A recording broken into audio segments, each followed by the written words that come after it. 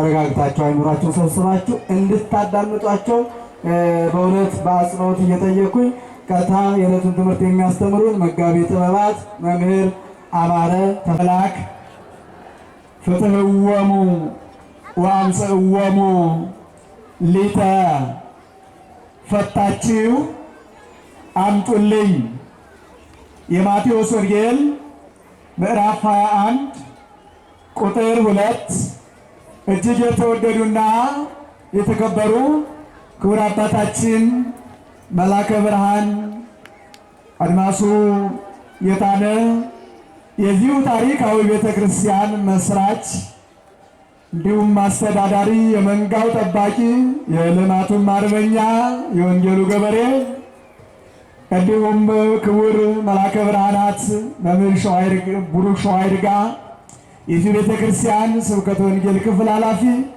ሊቃውንት ሰባክያን ዲያቆናት ምእመናን ውድ ኢትዮጵያውያን ወገኖቻችን አይተን የማንጠግባችሁ ሰላም እንላችኋለን። ሁላችሁንም እንደምን ሰነበታችሁ? እንደምን መጣችሁ? እንደምን አላችሁ?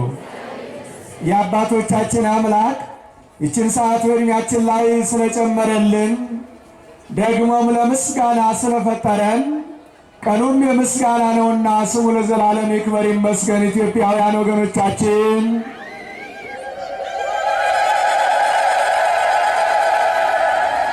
በደንብ አድርጋችሁ አመስግኑ።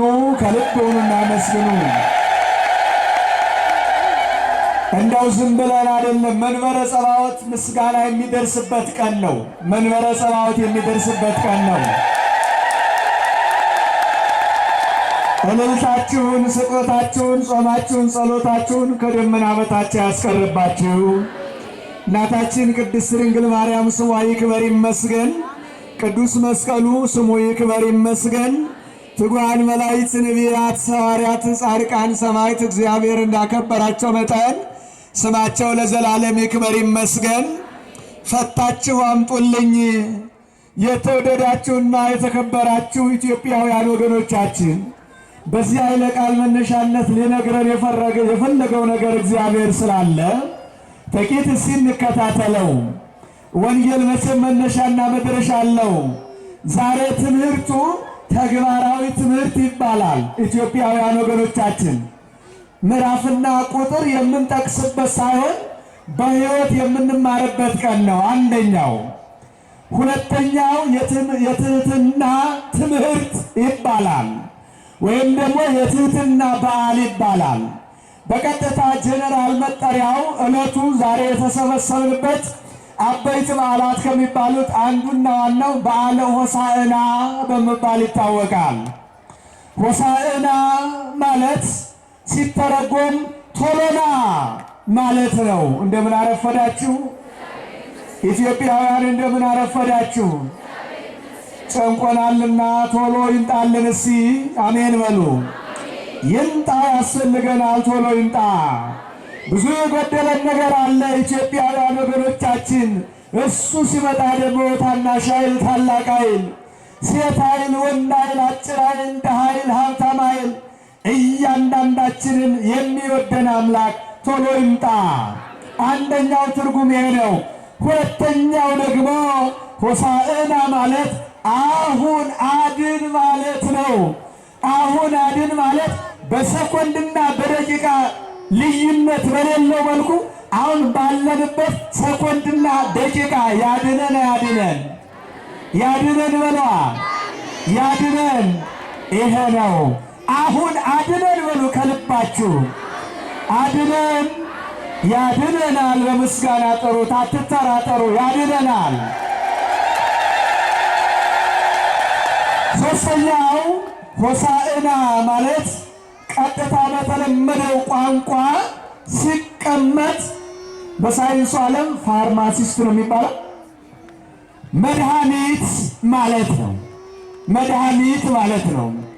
መድኃኒት ማለት ደግሞ ለበሽተኛ የሚያስፈልገው እውነት ሐሰት መድኃኒት የሚያስፈልገው ለታመመ ሰው ከሆነ ወገኖቻችን ኢትዮጵያውያን ይህ ድምፅ የሚሰማችሁ በአራቱም ማዕዘን ያላችሁ 5500 ዘመን በሽተኞች ነበርን። ያው ዶክተር ተመራምሮ የማይደርስበት ይሄን ነው ብለን የማናስረዳው ዓይኔን ነው የማንለው፣ እግሬን ነው የማንለው፣ ራሴን ነው የማንለው፣ ሆዴን ነው የማንለው፣ ቆረጠኝ የማንለው፣ በላን የማንለው፣ ደማን ቆሰልን የማንለው እንዲሁ የውስጥ በሽታ የምናስረዳው ዘመድም የለም በሰዓቱ በመሰረቱ። ይህን ሀሳብ ተወርቶ ሸር የሚያደርግልን ሰውም የለም ነበረ። ስለዚህ 5500 ዘመን የሰው ልጅ በሽተኛ ስለሆነ ራሱ መድኃኒት ሆኖ መጣ። ስሙ ለዘላለም ይክበር ይመስገን። መድኃኒት ሆኖ መጣ። በጣም የሚገርም ነው ወገኖቻችን። አራተኛውና የመጨረሻው መደምደሚያ ሆሳዕና ማለት ኢየሱስ ክርስቶስ ማለት ነው። በቀጥታ ሲቀመጥ ኢየሱስ ማለት የቃሉ ትርጉም መድኃኒት ማለት ነው። ክርስቶስ ማለት ትርጉሙ ማዕከላዊ ማለት ነው። ማዕከላዊ ማለት ምን ማለት ነው ያላችሁኝ እንደሆነ ሰውም አምላክም ማለት ነው። በሌላ አገላለጥ ማዕከላዊ ማለት ሰማያውያንና ምድራውያንን አንድ ያደረገ ክርስቶስ ማለት ነው። አንድ ያደረገ ማለት መላእክትና ሰውን ከራሱ ያስታረቀ የታረቀን ይቅር ያለን ክርስቶስ በይቅርታ ሰብስቦናል። ደስ ይበላችሁ ኢትዮጵያውያን። በጣም ጥሩ። ነገሩን ለማሳጠር ያህል ርዕሰ ጉዳያችንን ጥቂት እንመልከት። አሁን እንዳያችሁት ሌሊቱ ሊቃውንቱ በማህሌት አደሩ። ቅዳሴው ጎርጎርዮስ ሰመረ። የተወደደ መሥዋዕት ቀርቦላቸዋል። ኢትዮጵያውያን ያለማጋነን እውነት ልንገራችሁ፣ እንደምን አረፈዳችሁ። ሊቃውንትን የሰጠን ይክበር ይመስገን። ካህናትን የሰጠን ይክበር ይመስገን። ዲያቆናትን የሰጠን ይክበር ይመስገን። እናንተን በ40ና በ80 ቀን ኢየሱስ ክርስቶስ በስሙ ወልዶ የሰጠን ምን እንከፍለዋለን? ይክበር ይመስገን፣ ይክበር ይመስገን። በሉ ተከተሉ።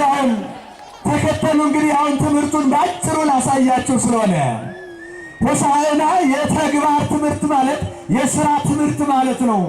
ኢየሱስ ክርስቶስ 40 መዓልት 40 ሌሊት ከጾመ ከጸለየ በኋላ ከገዳመ ቆሮንቶስ ወጥቶ በቢታንያ ተሻግሮ ወደ ኢየሩሳሌም ቤተ መቅደስ ወደ ብቸኛይቱ ቤተ መቅደስ መጣ። ምዕመናን እንደምን አረፈዳችሁ። ወደ ቤተ መቅደሱ ሲመጣ ግን የቤተ መቅደሱ ሰራተኞችና የቤተ መቅደሱ ተጠያቂዎች በዓላማቸው ቆመው አልተገኙም። ወገኖቻችን እንደምን አረፈዳችሁ። መስቀለኛ መልበስ ምንም ላይከብደን ይችላል። ወለተ ማርያም መባል ላይከብደን ይችላል። ነገር ግን በሕይወት መኖር እጅግ ከባድ ነው። ስለዚህ ወደ ቤተ መቅደሱ ሲመጣ የቤተ መቅደሱ አገልጋዮች እንደማገልገል ሳይሆን በሌላ መንገድ ነው ያገኛቸው። ዝርዝሩን እንተው ባጭሩ። ስለዚህ ከዛ በፊት መድኃኒታችን ኢየሱስ ክርስቶስ ወደ ቤተ መቅደሱ ከመግባቱ በፊት የኒቆዲሞስ ረቡዕ በጠዋት ደቀ መዛሙርቱን ወደ ታሰሩት አህዮች ላከ። ይሄ የሆነው ጥንቱ መጋቢት 18 ቀን ረቡዕ ማለት ነው። ጠዋት በጠዋት ኢየሱስ ክርስቶስ ላካቸው። የተላኩትን ደግሞ ሊቁ ጎርጎርዮስ ሲተረጉማቸው ዮሐንስ ወንጌላዊና ቅዱስ ጴጥሮስ ብሎ ተርጉሟቸዋል። እነዚህ ሁለቱ የታሰሩትን አህዮች አንጡ ተብለው ተላኩ። እንዲህ አሉ፣ እነዚህን አህዮች ለምን ትፈቷቸዋላችሁ የሚለን ሰው ቢኖር ምላሻችን ምንድን ነው አሉ። እንደምን አረፈዳችሁ። ትክክለኛ መልእክተኞች ስለሆኑ ስለማይዋሹ ነገር ስለማይደባለቅባቸው እውነተኞች ሐዋርያት ስለሆኑ እንዲህ አሉ። እሱ መልሱን ሰጣቸው። በሉ እግዚኦሙ ይፈቅዶሙ። ጌታቸው ባለቤቱ ይፈልጋቸዋል ስትሏቸው ደንግጠው ይሸሻሉ፣ ሌቦች ናቸውና። እንደምን አረፈዳችሁ። አህዮቹ የተሰረቁ ናቸው። ምን ያሉ ናቸው? ኧረ አይሰማኝም። የተሰረቁ ናቸው። አህዮቹ ደግሞ እናትና ልጅ ናቸው። እናትና ልጅ ናቸው የተሰረቁት። ሰራቂው ማይሆን ተሰራቂው ማይሆን። ኧረ የሚገርም ነገር ነው ወገኖቻችን። ባጭሩ ነገሩን ለማሳጠር ያክል ፈታችሁ አምጡልኝ ስለሆነ ያለው አህዮቹን ፈተው አመጡለት። እነሆ በጥበቡ በእናቲቱም በውርንጭላይቱም ተቀምጦ ቤተ መቅደሱን 3 ጊዜ ዞሮ ቀጥታ ወደ ቤተ መቅደስ እንደገና ወደ ቅዱሱ ወደ መቅደሱ ገባ። ሲገባ ጊዜ ታሪክ ተበላሽቶ አገኘው። እንደ ዛሬ እንደ ኢትዮጵያውያን እንደኛ እኛ እንዳለንበት ሕይወት አሁን ያለነው ተደበላልቀን የለማኝ እህል መስለን ክርስትናው ግራ ገብቶን ወይም ግራ ተጋብተን ወይም ክርስትናውን ግራ እያገባ ነው እንገኛለን። ወገኖቻችን አንድ ያደርገን እባካችሁን፣ አንድ ያደርገን። እኛ ኢትዮጵያውያን የሚያምርብን አንድ ስንሆን ነው። አንድ ላይ ስንሆን ስንዘምር እጁን ይዘረጋል ምስጋናችንን ሊቀበል እኛንም ሊባርከን ፈቃዱን ስለሆነ አንድ ያደርገን። አመስግኑት እባካችሁ፣ አንድ ያደርገን። ኢትዮጵያውያን ወገኖቻችን እንኳን ተለያይተን አንድ ሆነንም ኑሮ አልተቻለም። አንድ ሆነም አልተገፋም እኮ እናንተ። እንረዳዳበት፣ እንመካከርበት፣ አንድ እንሆን ግድ የላችሁ፣ እንደማመጥበት። ለማንኛውም ኢየሱስ ክርስቶስ ፍቱንና አምጡልኝ ያላቸው አህዮች እነማን ናቸው ካላችሁ ባጭሩ ላሳያችሁ። ተሰራቂ ራሱ ባለቤቱ ኢየሱስ ክርስቶስ ነው። እንደምን አረፈዳችሁ። ሰራቂ ዲያብሎስ ነው። ለጊዜው ውርንጭላና እናት የተባሉት አዳምና ሔዋን ናቸው። ሰራቂ ዲያብሎስ ነው። ማሰሪያ ወይም ገመዱ ደግሞ እንቆቅልሹ ነው፣ ክፋቱ ነው፣ ተንኮሉ ነው፣ የዲያብሎስ አሰራር ነው ወገኖቻችን። ስለዚህ ጌታችን መድኃኒታችን ኢየሱስ ክርስቶስ ሊፈታን ዛሬም ዝግጁ ነው። ሊፈታን ዛሬም ዝግጁ ነው። ግን መታሰራችን ስንቶቻችን ግልጽ ሆኖልናል። በኃጢአት አልታሰርንም፣ በክፋት አልታሰርንም፣ በትዕቢት አልታሰርንም፣ በተንኮል አልታሰርንም፣ በምቀኝነት አልታሰርንም፣ ባሉባልታ አልታሰርንም፣ በስንፍና አልታሰርንም፣ በትምክህት አልታሰርንም፣ በዘረኝነት አልታሰርንም። ታስረናል። ይፍታን። አሜን በሉ። ይፍታን፣ ይፍታን። አይምሯችን ታስሯል። አሁን አይናችን ይጉረጠረጣል እንጂ አይን ወገኖቻችን ኢትዮጵያውያን። ስለዚህ ምንድነው ጉዳዩ? ፍቱንና አምጡልኝ ማለት ምን ማለት ነው? የሰዎች ልጆች ከኃጢአት ማሰሪያ የሚፈቱበት ቀን ደረሰ እላቸዋለሁ። ደስ ይበላቸው ወገኖቻችን ኢትዮጵያውያን። ይህን ሀሳቡ መልእክቱ ዋናው ነጥብ እዚህ ላይ ነው የሚያተኩረው። ስለዚህ ካህናት ምንድን ናቸው? ኃጢአትን የሚያስተሰርዩ የሚበጣጥሱ ወገኖቻችን። ወደ ሌላው ተቋም ከነ ኃጢአታችሁ ከነ በደላችሁ ብትሄዱ ማሰሪያ ነው የሚጠብቅባችሁ። በደል ይጨመርላቸዋል፣ እስራት ይጨመርላቸዋል፣ ዳኝነት ይጨመርላቸዋል። የኢትዮጵያ ኦርቶዶክስ ተዋሕዶ ቤተክርስቲያን ግን አምኛለሁ አጥፍቻለሁ ትትላት ፈታ ትሰዳለች። ደስ ይበልህ እባክህ ኢትዮጵያዊ ክርስቲያን። ይህ እንግዲህ ይህች ቤተክርስቲያን ከነ ኃጢአትህ መታ ፈታ ታሰናብትሻለች፣ ታሰናብተናለች። ኧረ ምን ይገባታለች የቤተክርስቲያን። ሊገርም እኮ ነው። ተመልከቱ ወገኖቻችን፣ ልካ የኢትዮጵያ ኦርቶዶክስ ተዋሕዶ ቤተክርስቲያን እንድንታሰር ሳይሆን የምትፈልገው እንድንፈታላት ነው። ለካ አልግባባ ብለን ነው ለካ ኢትዮጵያውያን፣ ለካ እንድንፈታ ነው የምትፈልገውና እያንዳንዳችን ከኃጢአት ማሰሪያ እንፈታ። እንድንፈታ ግን ዝግጁ ሆኖ መቅረብ ያስፈልጋል። አንደኛ በደልን ማመን፣ ሁለተኛ ከአባቶቻችን ጋር መወያየት፣ ሶስተኛ መማር፣ አራተኛ በተማሩት ልክ መኖር። አለቀ። ያን ጊዜ የኃጢአቱ ሰንሰለት ብጥስ ብሎ ይወርቃል። ክብር ለመድኃኔዓለም ይሁን። ይወርቃል፣ አትጠራጠሩ። አለቀ። ስለዚህ ሆሳዕና ዛሬ የምንመለከተው ዋናው መድኃኒታችን ኢየሱስ ክርስቶስ እንደሚወደን ያረጋገጥንበት ቀን ቢኖር ከኃጢአት ማሰሪያ የተፈታንበት ቀን ነው። ደስ ይበላችሁ። ከዚህ የበለጠ ፍቅር ምን ነው ታዲያ? ታዲያ ምን ትፈልጋለህ? ከእስር ቤት ከወጣህ ምን ትፈልጋለህ? ከባርነት ከወጣሽ ምን ትፈልጋለሽ? ከጭንቀት ተወጣሽ ወደ ነፃነት ከተመለስሽ ምን ትፈልጊያለሽ? ምን ትፈልጋለህ? የፈለግከው ሰላም ነው። ሰላምህን ይዘህ እንድትገባ የሰላሙን አለቃ መድኃኔዓለም ሆሳዕናን አመስግን ተገባህ። እንግዲህ ኢትዮጵያዊ ክርስቲያን አለቀ። ስለዚህ ከዚህ በዓል ምን እንውሰድ? አንደኛ ከዚህ በዓል ምን እንውሰድ? አንደኛ ኢትዮጵያውያን በደላችንን እንመን፣ ጎደላችንን እንወቅ፣ እንረዳ። ምናልባት ጉድለቱ በብዙ አይነት ነው። በሰዓቱ አለመጾም አለመጸለይ ጉድለት ነው። ከ10 አንድ አለመክፈል ጉድለት ነው። ቤተ ክርስቲያን የምትለውን አለመስማት ጉድለት ነው።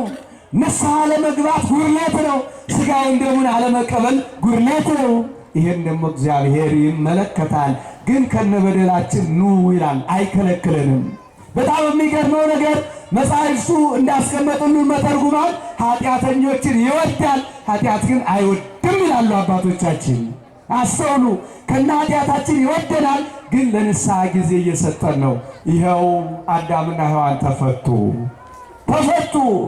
እኛውን ወደዳችሁም ጠላችሁም የዲያብሎስ አሰራር ከመካከላችን የለም። ክርስቶስ ሰው ከሆነ በኋላ አይመለከተውም። እንጦሮጦስ ገብቷል። ቤተልሔም ሲወለድ አበቃ። ነገ ደግሞ በዕለተ ዓርብ ሲቀሳፍፍ ታዩታላችሁ፣ ላይሳካለት። ስለዚህ አሁን እያንዳንዳችን የምንፈታበት ቀን ነው። ከኃጢአት ባርነት ነፃ የምንወጣበት ቀን ነው። እጃችን እንዳንሰጥ የታሰረብን ሰዎች ካለ እጃችን እንፍታ።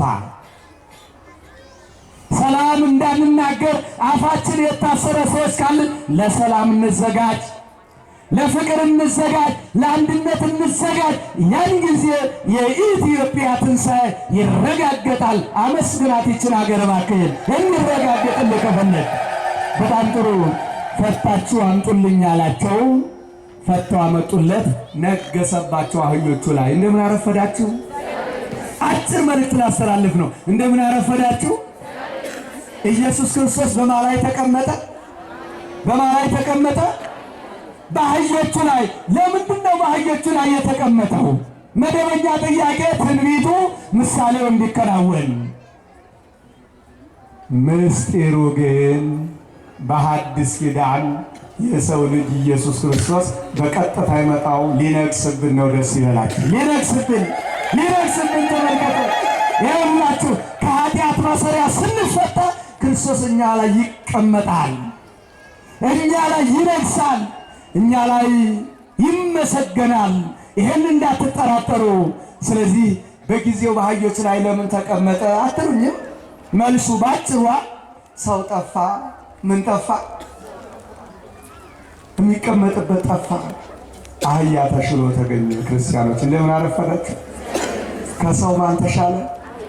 አሁን ኢትዮጵያ ላይ ዛሬ ሊመጣ እውነት እኛ ላይ ይነግስ ይሆን? እንደ ፈቃደኛ ይሆን? እኛ ሰውነት አልቆሸሸ ይሆን? አልተሳሳተ ይሆን? አልቀማ ይሆን? አልሰረቀ ይሆን?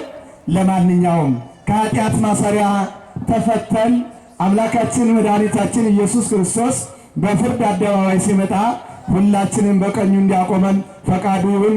ብድግ በሉና አመስግኑት። ብድግ በሉ። ሁላችሁም ቁሙ። ሁላችሁም ቁሙ። ኢትዮጵያውያን እንደምን አረፈዳችሁ? እንደምን ከረማችሁ? ለዚህ ቀን ያደረሰን አምላካችን እስኪ ከልባችሁ አመስግኑት።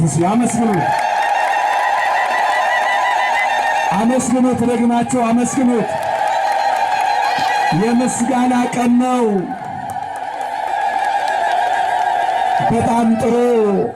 በጣም ጥሩ። አሁን የማስተላልፈው መልእክት ከልብ ስሙኝ። ክርስቶስ ሙሽራ ነው። ክርስቶስ ምንድን ነው? አይሰማኝም። ሙሽራ አቀባበል ያስፈልገዋል አያስፈልገውም? ስለዚህ ሕፃናቱ ተቀበሉት፣ አረጋውያኑ ተቀበሉት። የኢየሩሳሌም ድንጋዮች አፋቸውን ከፍተው ተቀበሉት። በሉ እናንተም ክርስቶስ እንዲነግስባችሁ፣ ኃጢአታችሁ ማሰሪያ እንዲቆረጥ፣ ነፃነታችን እንዲታወጅ በመስዋዕት እጃችሁን ዘርጉና ተቀበሉት። ሁላችሁም እዚህ እየመጣችሁ ደስ እያላችሁ ሁላችሁም የገሌት አባ ገሌ የለም። አሁን ይህን ክፍቱን አድርጉት። አሁን ክርስቶስ እናንተን መስዋዕት የሚቀበል